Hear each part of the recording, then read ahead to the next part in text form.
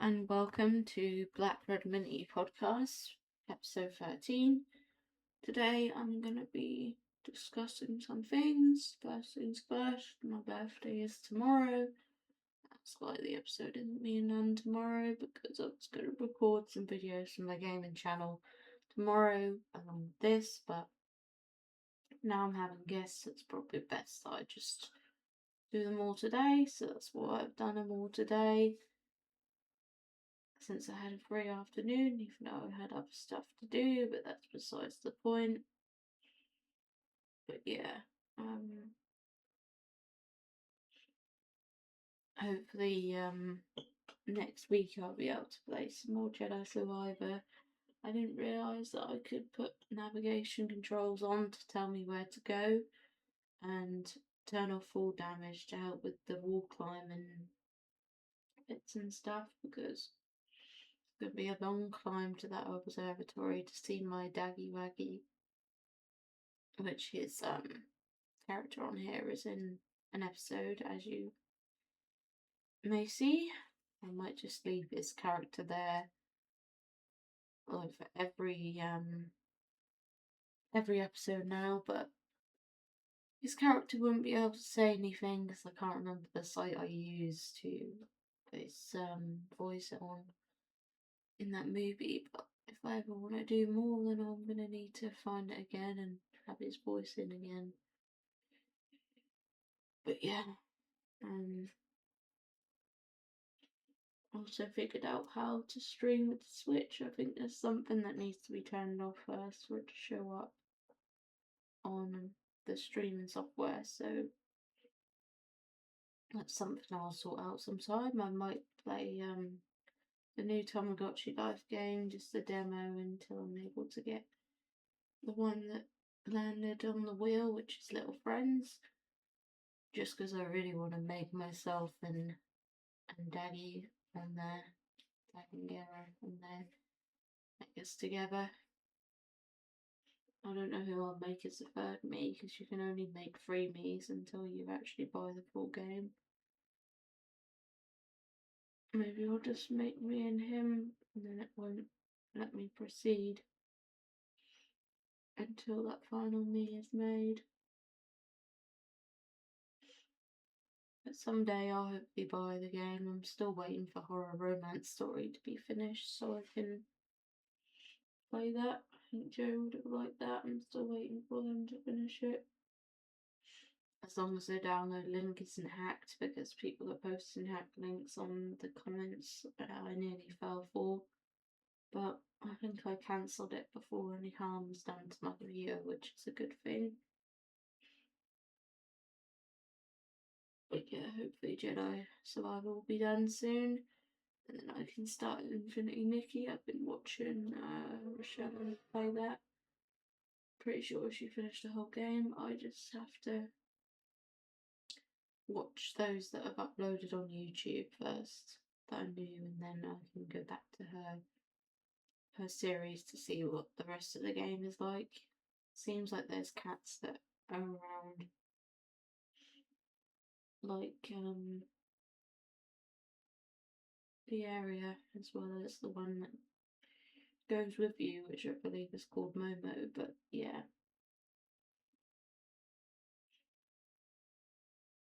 so yeah, that's that.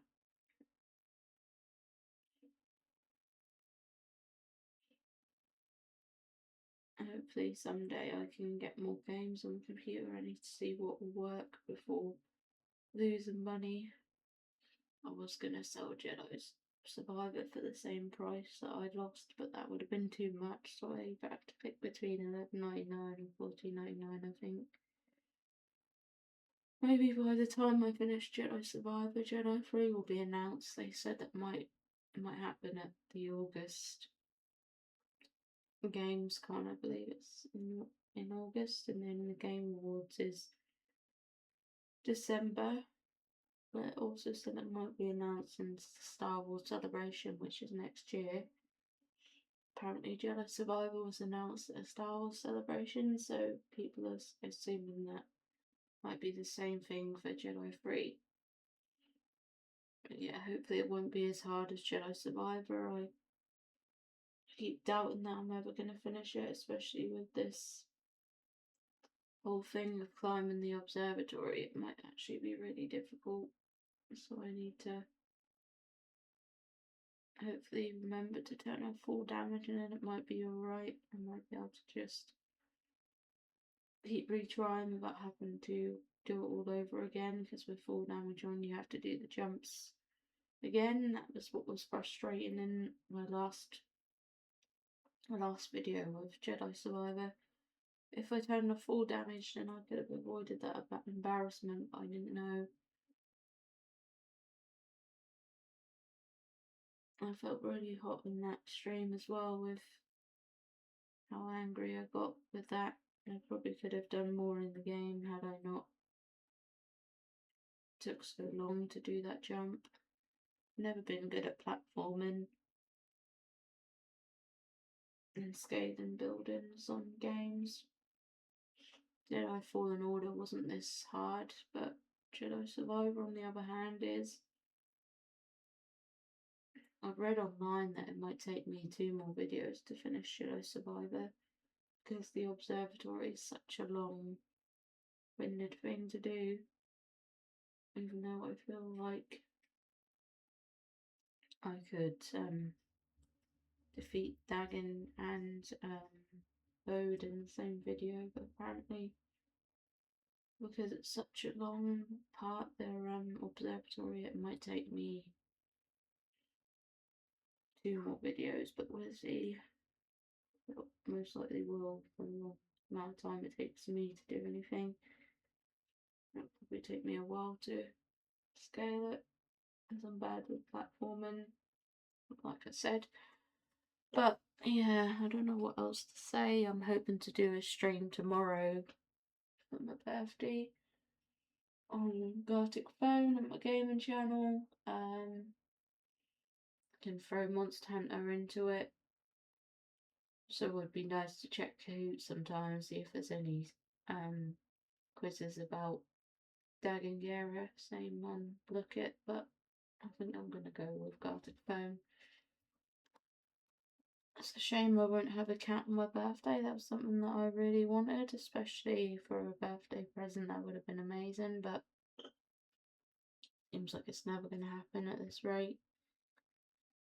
Anyway, on to the story.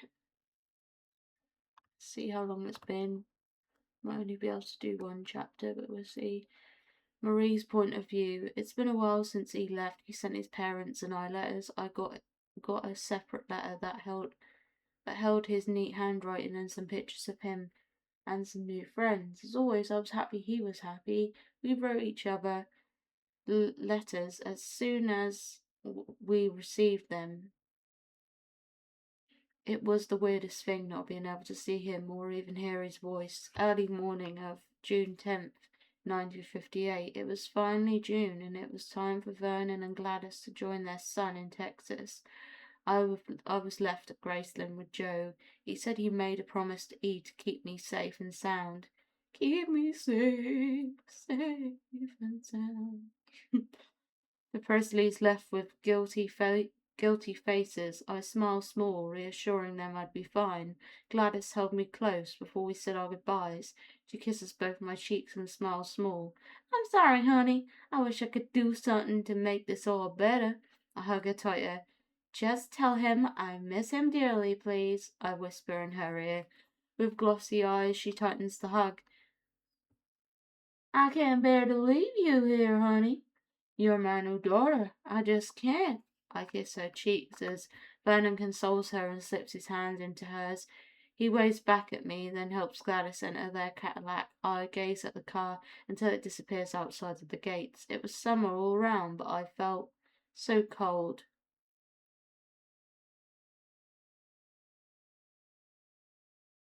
The next few days consisted of me driving to Judy's and spending some time with Russell. It felt as if I hadn't seen them in years. Russell was enjoying his time at home since he's in summer school. Or summer vacation, sorry. He was getting so big he'd be enrolling in kindergarten this school year. August 1st, 1958. It's been a while since Elvis has written me. I don't bear to worry about it anymore. I snap back to reality. Oop, there goes gravity. As Judy and Russell join me in the Grayson's pool, Russell splashes around in glee. Judy and I watch with smiles, but I heard there's a cast for that as well. A lot of the actors and stuff have passed. She splashes me to get my attention. I glance at her with wide eyes. You know it's already been a year, she exclaimed. I smile at her, frowning my eyebrows. A year of what? I scoff, diving deeper in the water. I rinse out of the water playfully, splashing Judy. A year since we met. Since you took the time warp over here, she drastically says. We laugh out as I lift a brow. Already it feels like it's been a few months. I smile small. She splashes me again. You're just getting old. I sneer. You're older than me. She crinkles her nose. By 2 years, doll. Anyways, I'm more wiser. She proudly smirked. I roll my eyes, smirking at her. I haven't noticed. She rolls her eyes, laughing. Suddenly, Joe runs outside to us. Judy plays with Russell as I look up at Joe. It's Vernon, Joe quietly exclaims. I breathe in deeply and make my way out the pool as quickly as I can. I grab my towel and I ran to the telephone in the kitchen. Vernon? I mutter, expecting the worst. Marie, I just wanted to let you know. Marie, I just wanted to let you know. Gladys has gotten ill. We're coming home as soon as we can, he quietly says. I'll be waiting for you guys right here. Is there anything I can do? I hear Vernon sigh. I'm sorry, Marie, but no. The doctor suggests she gets bed rest. My heart stops. How are all of you? Vernon deeply sighs again. For a moment there was a silence. We'll be fine once we know Gladys is safe at home. Hurry home then, please. All right, Marie. We hang up, birds chirping, and I begin to hear Russell's laughter again. I felt numb. I can't think. I slowly made my way outside. Judy sensed something was wrong and gazed at me with wide eyes. And Gladys is sick. Judy's face grows fierce. She gets out of the pool and hugs me. You know something, don't you? I nod, spilling tears. She won't be here for long. Judy holds me, consoling me silently. Russell watches me, concerned quietly. Don't tell a single soul, please, I mutter as I gain my composure. She nods as Russell walks to our side. What's wrong, Mama? He asked. I hug him tight, kissing his cheek. Don't worry, sweetie. I just miss Elvis is all. He nods concerningly. Don't worry, Marie. Mama and I will keep you company, he sweetly said. I cup his cheek. Judy grabs his hand. Come on, Russ. We have to get home and see your father. Russell looks up with a confused face. But I thought we'd be staying here. Judy fakes a smile as I wrap the towel around his dripping trunks. Sorry, sweetie, I forgot. Father wants us to go to dinner. Still suspicious, Russell looks over at me. Is Marie coming? Judy shakes her head and smiling up at me. Marie has to help Uncle Joe buy groceries. Grandfather Vernon and grandmother Gladys are coming home, she said, covering her despair. Russell smiles small. Can we get cheeseburgers? Judy and I smile at him. She nods sweetly, brushing his wet hair away from his eyes. Sure, honey. I help Judy dry herself and Russell off. Her serious face, we say our goodbyes. Judy kisses my cheek and I kiss Russell's. Be good to Mama, okay? I whisper to him as I open the car door for him. He climbs in and puts his seatbelt on and nods with a big grin. Bye, other Mama, he says sweetly. Judy looks back quietly, laughing. I wave to them until they pass the gate. My smile fades and I stand there frozen and numb. Joe finds me and takes me back inside. You want me to get you something, Marie? I shake my head, ignoring the grumbling of my stomach. I sat myself in the living room on the white sofa. Joe made his way in the kitchen. Time is coming near for the heavy loss. I can't dream of what Elvis is going through. Joe pulls me from the kitchen lazily. I walk to him. He smirks, staring at the fridge. He rubs his chin with his hand. Do you think it knows we're hungry yet? He playfully asks, trying to cheer me up. I smile small. You want me to curse it out in Spanish? He laughs out and pats my shoulder. Yeah, and tell it to make us some burritos. He walks to the telephone and glances up at me.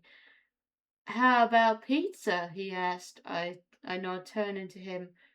I haven't had pizza for more than a year. Joe chuckles, dialing the number. What do you want on your half? I smile wide. Pepperoni Japalinos and green pesto sauce, please.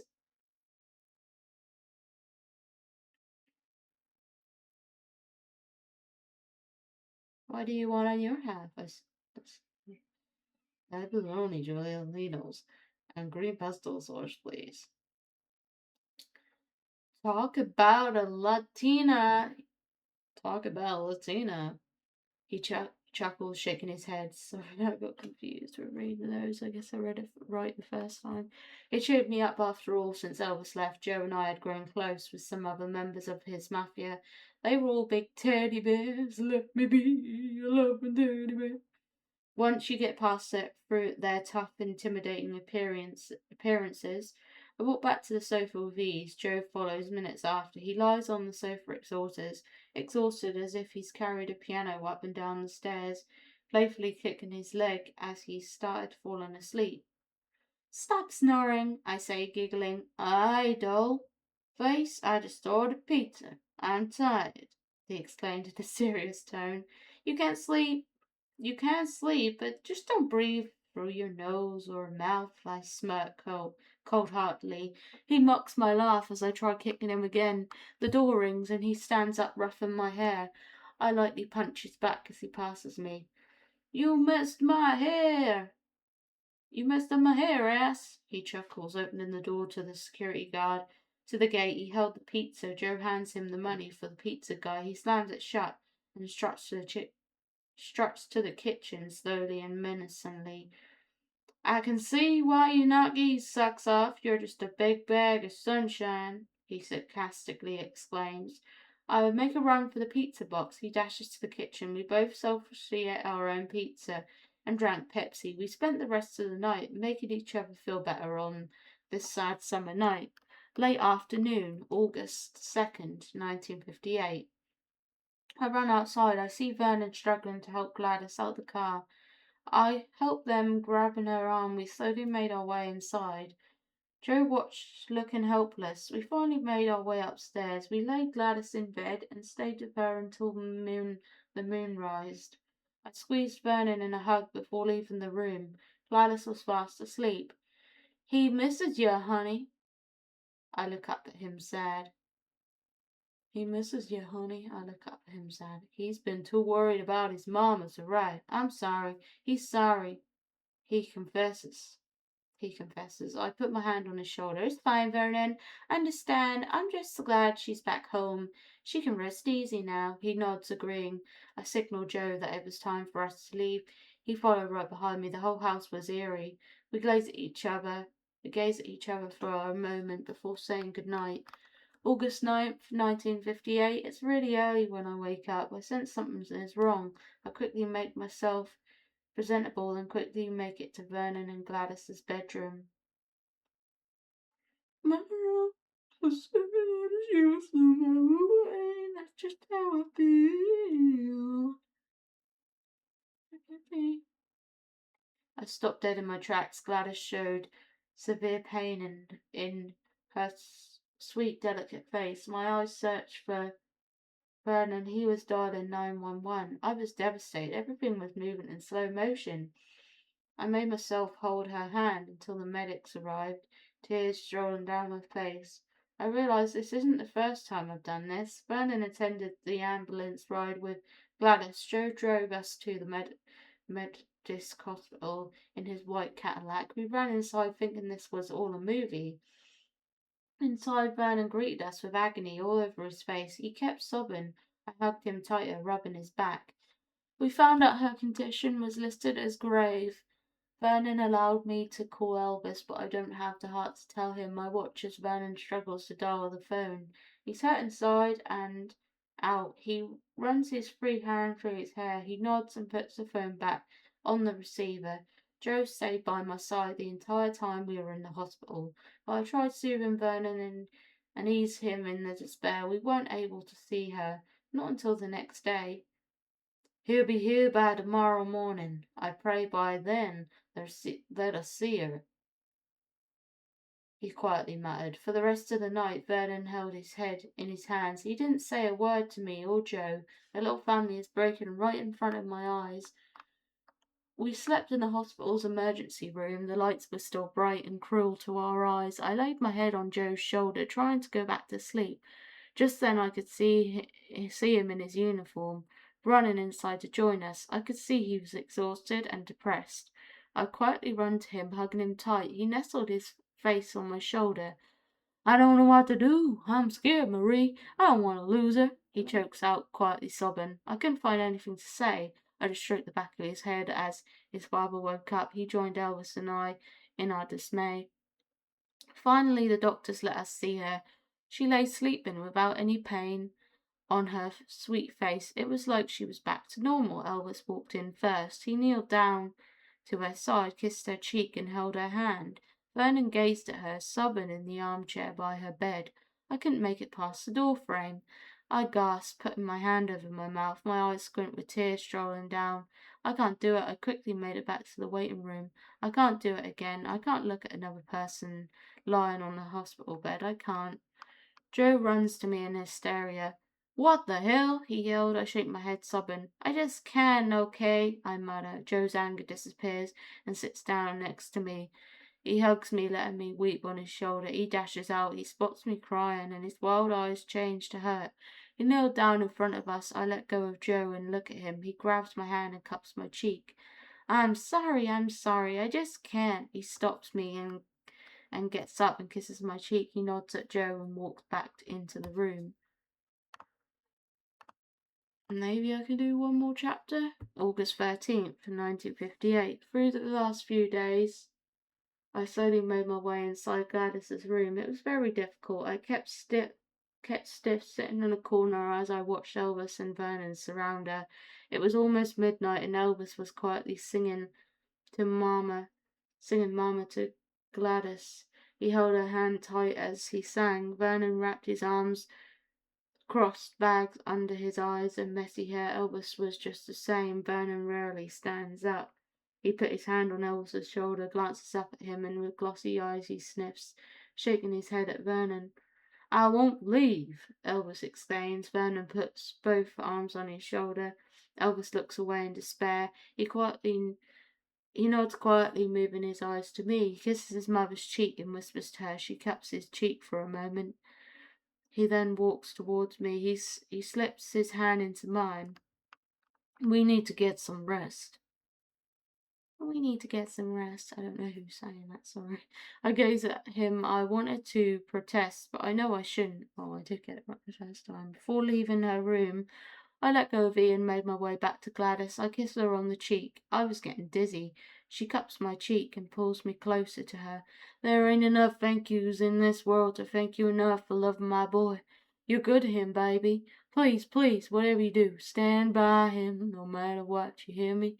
You're a mighty perfect gal. Don't let anyone tell you different, she mumbles, struggling to talk. Stand by me, stand by me. I place my hand on top of her hand that cups my cheek. I fight back the tears. I shake my head slowly. Gladys, you'll get better. I just know you will.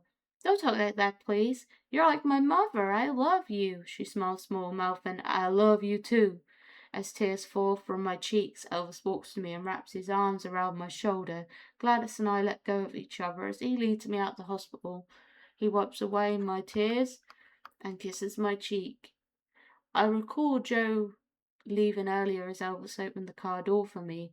We drive off into the night without saying a word. He ran his hand through his hair a few times, probably still getting used to his new do.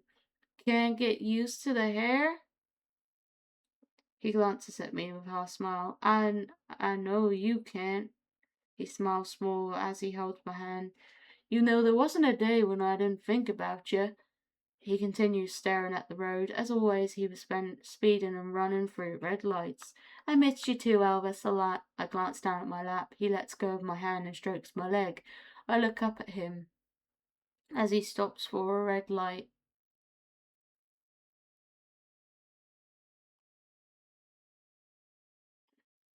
He forces a smile that made me feel better. Can you tell me something, darling? He asks with his eyes locked on mine. I nod, avoiding his eyes. I know what he's going to ask. Why was it hard to, get in the room with us? I breathe in deep, exhale slowly. I look down at my lap. Elvis still has his hands on my lap. Long story short, this isn't the first time this has happened to me. My head started spinning when I walked in. I'm sorry it took a while. My head started spinning when I walked in. I'm sorry it took me a while. He lifted my chin up, making my eyes gaze into his. Don't you dare apologize. You held my mama's hand until the medics got to her house. You took care of her. She understands. She knows you love her. If someone's bothering you, you tell me, he says calmly. I shake my head, too stubborn to let it out. Another time, I mutter as I look out my window. We arrive at Graceland with Red and Joe greeting us in. They both surround me as they open the door for me. Marie, you need anything? Joe asks, opening the front door for me. I shake my head with a small smile. No, thank you, Joe. Do you want me to get you anything? Red asks. I glance at him with a smile. No, thank you, though. I look back at Elvis as he shuts his caddy doors as I walk inside. I walk upstairs to my room. I shower and brush my teeth. My room was sweltering hot. I had no choice to wear a short nightgown and put my wet hair in a bun. Suddenly I hear a light knock on my door. Then it opens. I turn to the door and see Elvis stop dead in his tracks. He was right in between the door and I. With wide eyes, he runs back. He backs away to the door. I smile small as I grab his hand, stopping him from leaving. He looks up at me and down. I'm sorry, I didn't mean to walk in, he quietly says, wrapping his arms around my waist. I breathe in his scent and that I terribly missed. He showered me with water and cologne. He kisses my neck, cupping my cheek. Makes no sense. I finally have the chance to kiss him. His hands shakes up under my nightgown as I stroke his cheek. His lips curl as he plays with the strap of my panties. Come to my room, he declares, whispering in my ear. I nod as he kisses my ear. I let out a gasp. That's how the word hits. I don't think that makes sense. I let out of his grasp and wrap around my robe around me as quickly as I could. Or maybe it does. Elvis takes my hand to his room. We've done this numerous times, but tonight he just needs someone to hold. We shut the heavy padded double doors, and behind Elvis wraps his arms around my waist. He leads us to the bed. I lie down on his king-size bed as he climbs over me. He kisses my lips, neck, and my chest. I giggle as he glances up at me. He chuckles and lies down, close by my side. Looks like you missed me too, he said sarcastically. He grabs my waist and pulls me closer to him. I look up at him, smiling. I did. Honest, I say, laughing. I turn to him and wrap my arms around his neck. I play with his hair. He kisses me, smiling small. We gaze at each other's lonesome, sad eyes. Are you lonesome? No. Until we fell asleep. It felt like we were asleep for a few minutes when Red wakes us up frantically. Sorry. Elvis, you need to go to the hospital. Elvis and I flinch. We jump out of bed. He runs to his bathroom while I run up to my room and slip the first dress I see over my nightgown. Joe opens the door for me as Elvis started the car. We speed out the gates, hoping it wasn't too late. We run inside the hospital, holding hands.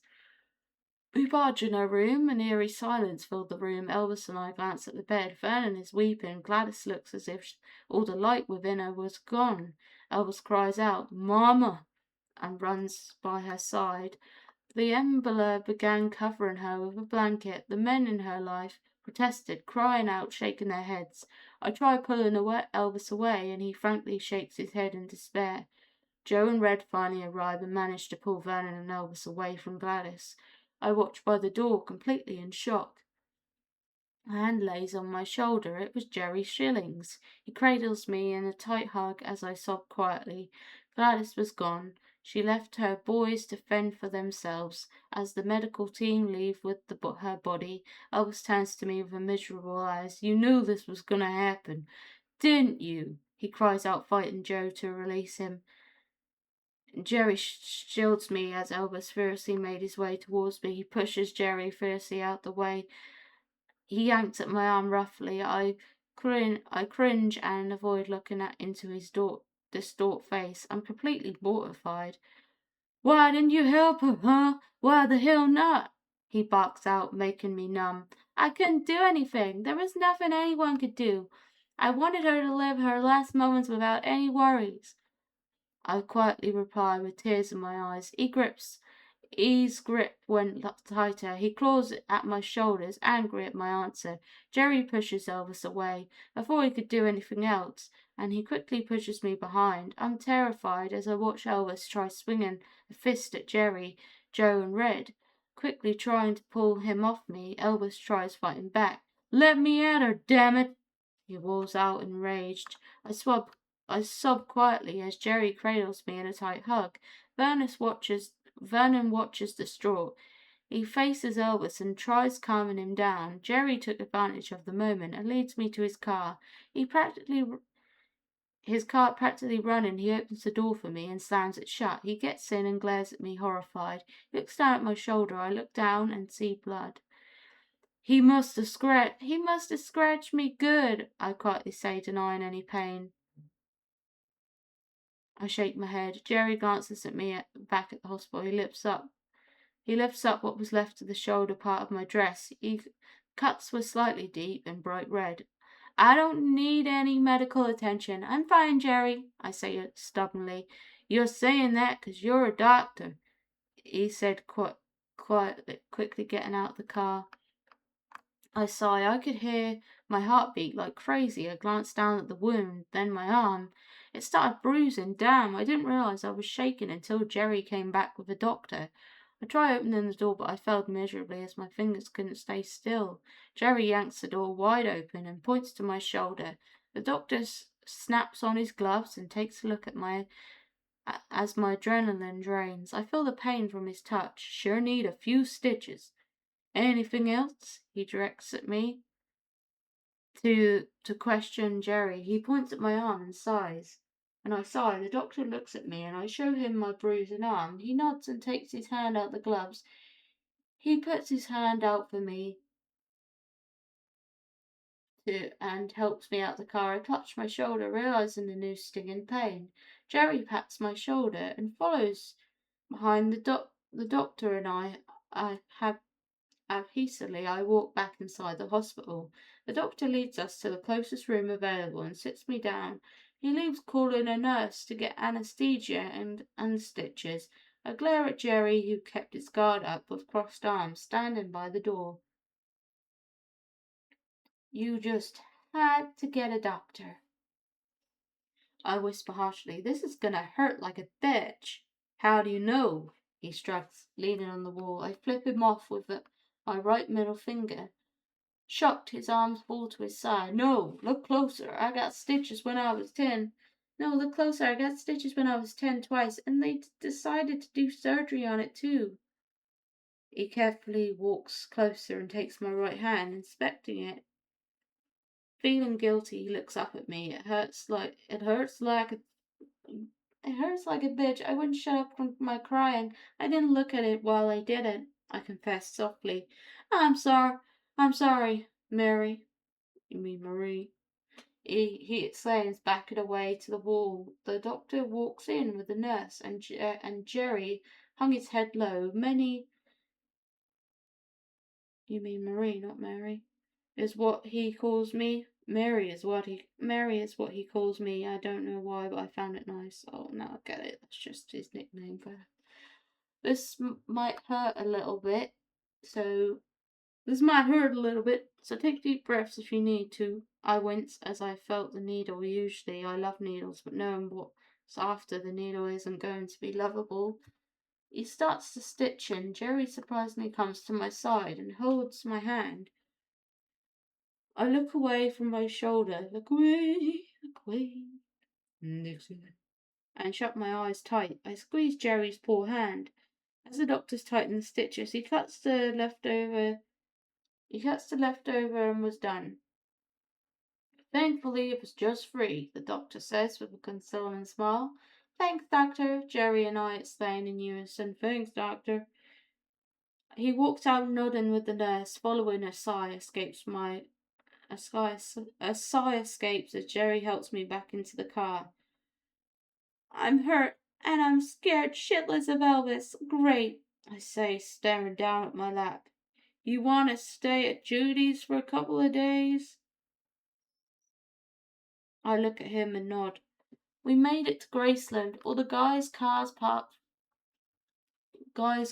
were parked on the driveway, already including Elvis. Jerry parks the car behind theirs. Wait here, he mutters as he closes the car door. I did what I was told for once, out of pure fear. Elvis's point of view. I couldn't move from the armchair to the living room. The sun was shining bright through the big windows. My mind was blank. What have I done? I feel horrible. I feel like a monster. I hurt her. I hurt the only precious thing in life that's still alive. I hurt Marie. Suddenly the front door is open. It was Jerry. I stand up quickly. Praying Marie was behind him. My heart shatters. I walk up to Jerry. His face was disguised, but who could blame him? Where is she? I plead. He shakes his head. She ain't here. Where the hell is she, you son of a bitch? I pulled Jerry's shirt forward as he stood serious. She ain't here, Elvis. She's scared of you. Don't blame Marie, not one bit. My father, Joe, and Red come into the living room. I'm getting her stuff. He pushes my hands off of him and makes his way upstairs. I stood there frozen, in disbelief. This all seemed to be a nightmare. I turned to my father and sobbed. She's gone too, Father. I made her run away. Father hugs me as best as he could. Jerry comes back with one of Marie's duffel bags. Yeah, you gave her a few stitches. Nice going, ass. I glare at him with teary filling my eyes. Leave and take care of her, you son of a bitch. Jerry shakes his head and glances at me before shutting the door. I take better care of her than you have today. He slams the front door shut. I can't breathe or think. I lie down on the sofa with guilt growing over me. My mind went blank again as I shut my eyes.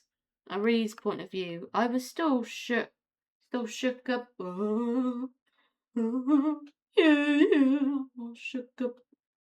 About earlier, I stare at the front door when suddenly Jerry walks back to the car. I was secretly hoping Elvis was running behind him, but he wasn't. And Jerry looked madder than ever. It takes a lot for him to get mad. He puts my bag in the back seat and slams his car door. He starts the car and drives the same old route I know to Judy's house. The sun gleams through both of our windows as Jerry stops the car. He grabs my duffel bag as I walk up to the front door. I'm hoping Judy opens the door. I ring the doorbell. I hear footsteps. Please let it be Judy. The door opens and Robert's face went from happy to worried. What did he do to you? He asked. He stood there frozen as a single tear drips down from afar. I see Judy's head peek through the hallway. I hear a loud glass breaking as she runs to the door. She cups my face in her hands and holds back her tears. What did he do to her? What did he do to her? Rob angrily yells out to Jerry. His mother died. He went crazy on her. I'd tell you if I knew. I'm sorry. Judy pulls me inside and takes me to her room. She goes back to the front door. All I could hear after I went inside was Rob breathing out, I'll kill him. Unalive him. Then soon after I hear the cars starting and leaving. My mind is flipping out. All this hysteria because of me? Judy walks in and shreds a tear and sniffles, hugging me. You'll be safe here, Marie, all right? I'm fine, don't worry. I don't know. I miss him and I'm scared shitless of going back there. He thinks I could have saved her. How the hell could you save someone from having an unexpected heart attack in the middle of the night? I choke out weeping. Judy wipes my tears and leaves. She comes back with my duffel bag. I'll help you cover them stitches so you can get in a warm shower, okay? I nod and wrap my shoulder with a plastic bag. I just wanted to shower already. I get in with hot water greeting me. It's soothing and completely puts me at ease for the next half hour. I had no worries as I got out. I changed into the random clothes Jerry got for me. I decided on a turquoise knee-length swing skirt and a white short-sleeve lace button-up blouse. It was as hot as it can be to barely be 9 a.m. I come out of Judy's room with a fresh bandage under my blouse on my shoulder, but a large, bright, purplish green bruise on my left arm shows without mercy. Judy gasps as she notices the bruises. Luckily, Russell was still asleep. I wouldn't be able to handle him seeing it. I'd look okay if it wasn't for the bruise. With no exaggeration, it covers half of my lower arm and can plainly see where Elvis used more pressure. It aches, including with the stitches, but I ignore it. "Where's Robert?" I asked, curious, hoping he wouldn't be at Graceland. She drops her head low. "I think he went to hunt Elvis down." "I think he went to hunt Elvis down," she says quietly. I sigh heavily. "Damn. You'll be staying with us for a while, whether you like it or not," Judy explains. "But Elvis, he ain't worth anything," she reiterates with hate. She grabs my duffel bag and takes it to my old room. "Come on, Robert just went to get the rest of your stuff." I follow her as I stare at the floor, feeling more heartbroken than ever. Okay, that might be it for this episode. We will read the next part next time. We'll be on chapter 17 next time. There's loads of chapters of this. It's going to take ages to finish this. I'll be lucky if I ever finish it. No antivirus, I don't care. Don't expose me that you did in one of my streams, are you? Be lucky if nothing bad happens to that expose moment happening from an antivirus exposing my IP address and all that. But I did quickly change it to when alive when I said that. So I just realised that YouTube prefer that to what I actually read in this story. But yeah.